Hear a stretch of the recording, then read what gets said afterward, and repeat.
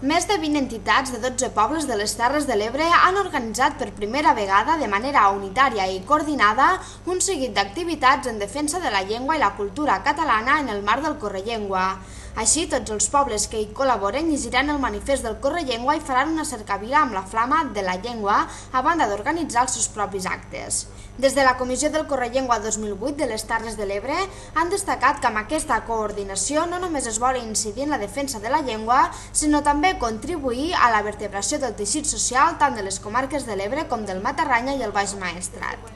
El Correllengua i el que representa aquesta coordinació vindria a ser un pas més en aquest ressorgir una mica o trobar-nos, identificar-nos a cada poble nosaltres mateixos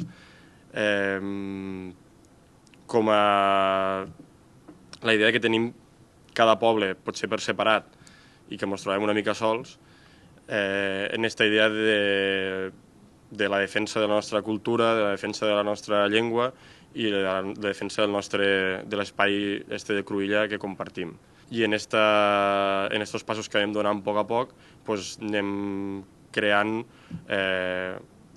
un nou sentiment en aquestes terres i una xarxa que anem creant i mostrant la unitat que tenim a aquestes terres i que no s'acaba entre l'Aragó i el Principat de Catalunya i el País Valencià, sinó que som un conjunt de comarques i de municipis que tenim ganes de treballar conjuntament i ho volem demostrar-ho. Els pobles de l'Ebre que participaran en el Correllengua 2008 són l'Ampolla, Deltebre, l'Aldea, Amposta, Ulldecona, Alcanar, Tortosa, Tivenys, Móra d'Ebre, Flix, Benissanet i Tivissa.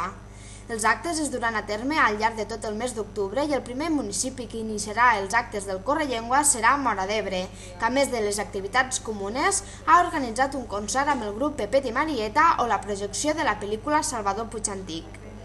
De fet, cada poble ha organitzat concerts, xerrades, sopars, ballades de jotes, espectacles teatrals, jocs populars o projeccions de pel·lícules amb l'objectiu de defensar i promocionar l'ús del català a través de jornades festives impulsades per la societat civil.